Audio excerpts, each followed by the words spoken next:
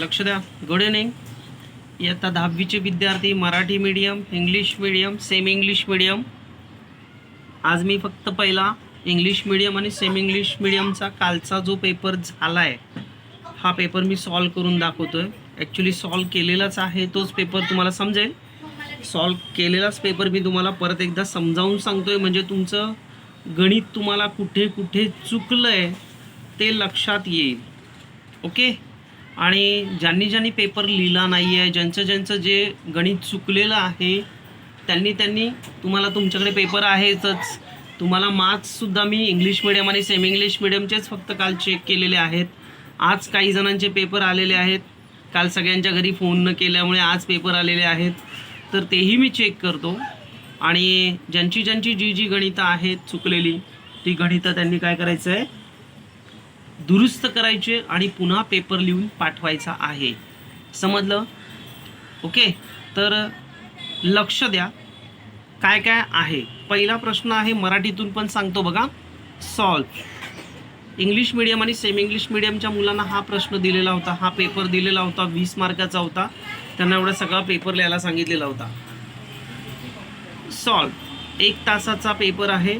A die is thrown once, what is the probability. बघा इथे probability सांगितलंय. बऱ्याच जणांनी प्रोबॅबिलिटी म्हणजे संभाव्यता लिहिलेली नाही आहे.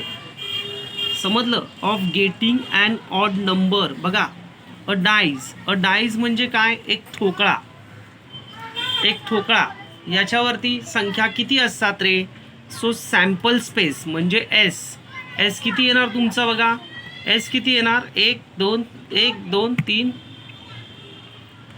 एक मिनिट क्लिअर करतो, होत नाही क्लिअर. हा एस बरोबर 1 2 3 4 5 6 बरोबर ना. सो नंबर ऑफ एस बरोबर किती आले, 6. आता तुम्हाला काय सांगितलंय, गेटिंग अँड ऑड नंबर ह्याच्यामधली विषम संख्या तुमची इव्हेंट ए. आता इथे काहीच नाही म्हटल्यावरती डायरेक्ट इव्हेंट ए लिहिलं तरी चालेल. इव्हेंट ए ची संभाव्यता काय आहे, गेटिंग अँड ऑड नंबर म्हणजे विषम संख्या लिहा. मराठीत त्याला काय बोलतात, इथे तुम्ही लिहू शकता इव्हेंट ए, घटना ए, विषम संख्या लिहा. आता याच्यातली विषम संख्या कोणती येणार बघा, 1 3 आणि 5. मग ह्या एकूण संख्या किती झाल्या बघा रे, 1 2 and 3. 3 संख्या झाल्या बरोबर आहे. पण नंबर ऑफ ए बरोबर किती आलं, 3. आता त्याची प्रोबॅबिलिटी लिहायला सांगितलं आहे. बघा PA. बऱ्याच जणांनी हे लिहिलं नाही आहे, इथपर्यंत लिहिलेलं आहे, तरी पण त्यांना मार्क दिलेला आहे मी. अर्धा मार्क कट करायला पाहिजे होता, पण तो केला नाही आहे मी. ठीक आहे. PA बरोबर नंबर ऑफ ए छेद number of S. Number of A upon number of S 3/6. So 3 1 3, 3 2 6, 1/2 येतं. ओके. त्याच्यानंतर तुमचा दुसरा प्रश्न होता बघा, काय होता, 2 कॉइन्स, 2 नाणी फेकली. 2 कॉइन्स आर टॉस सायमल्टेनियसली. समजलं? 2 कॉइन फेकले किंवा 2 नाणी फेकली. What is the probability of getting at least 1 head. बघा इथे लक्ष द्या, एक तरी हेड म्हणजे छापा आला पाहिजे. म्हणजे जास्तीत जास्त किती आले तरी चालतील, पण छापा मात्र एक तरी आला पाहिजे. मग आपण पहिलं काय लिहिलंय बघा इथे उत्तर. बघा the 2 coins are tossed simultaneously, what is the probabilities getting at least 1 head. एक तरी हेड आला पाहिजे म्हणजे एक तरी छापा आला पाहिजे.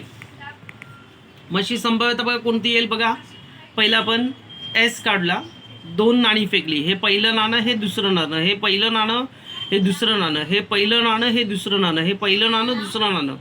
First coin second coin, first coin second coin, first coin second coin, first coin second coin. एकतर HT येतं, HH येतं किंवा TH येतं आणि TT येतं. हे पूर्ण चॅप्टर तुम्हाला परीक्षेला आहे काय, पूर्ण चॅप्टर. याच्यातलं एक सुद्धा गणित कमी केलेलं नाही आहे. तुमच्यासाठी फार बेनिफिशियल आहे, हे सोपं आहे. आणि number of S is equal to 4 आलं बरोबर आहे. आता याची प्रोबॅबिलिटी बघा. काय प्रोबॅबिलिटी काढण्यासाठी आपल्याला पहिलं तुम्हाला काय दिलं आहे बघा, काय सांगितलं आहे, एक तरी संख्या हेड आली पाहिजे. मग ए ही इव्हेंट ए म्हणजे घटना ए. गेटिंग ॲटलिस्ट वन हेड, कमीत कमी छापा असणे. ए बरोबर HT, HH आणि TH. बघा TT लिहिलं नाही आहे कारण इथे दोन्ही काय आहे, TT आहे बरोबर ना, दोन्ही काय आहे, TT आहे. मग हे लिहिलेलं नाही आहे, बाकीचे लिहिलेले आहेत बघा. 1 2 3, मग हे किती आले, 3 आले. 3 of there. So probability A is equal to number of A 3, number of S 4 आहेत ना, बघा इथे 4 आहेत, 1 2 3 4. मग PA बरोबर 3/4 आलं. Okay, the probability of getting at least one head is 3/4. इथे तुम्हाला 1 मार्क होता. सेकंड,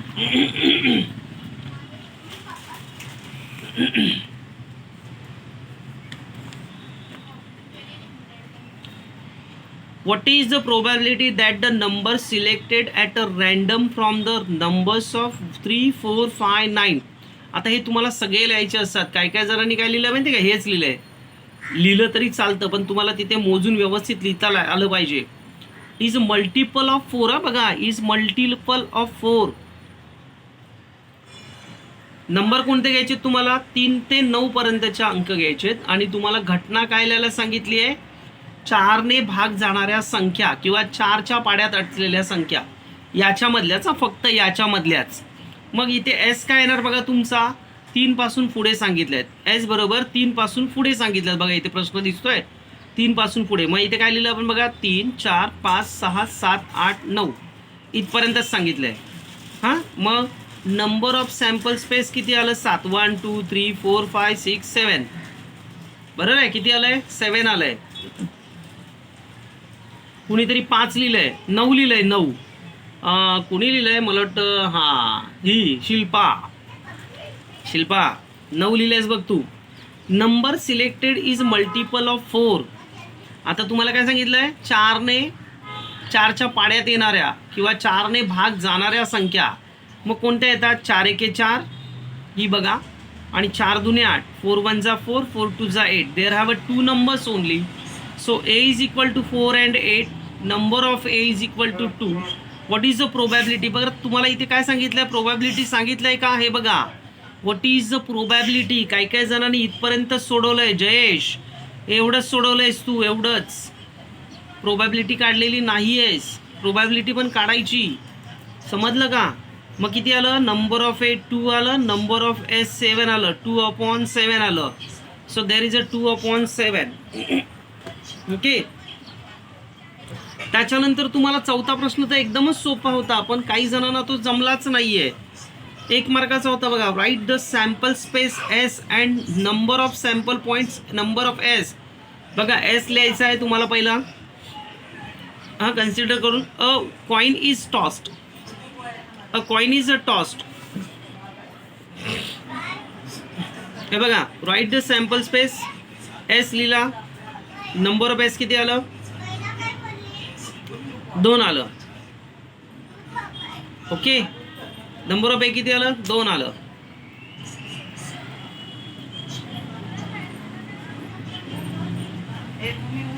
हे आईला सांग, मानसी आईला सांग, प्रतिभा मावशीचा फोन येतोय.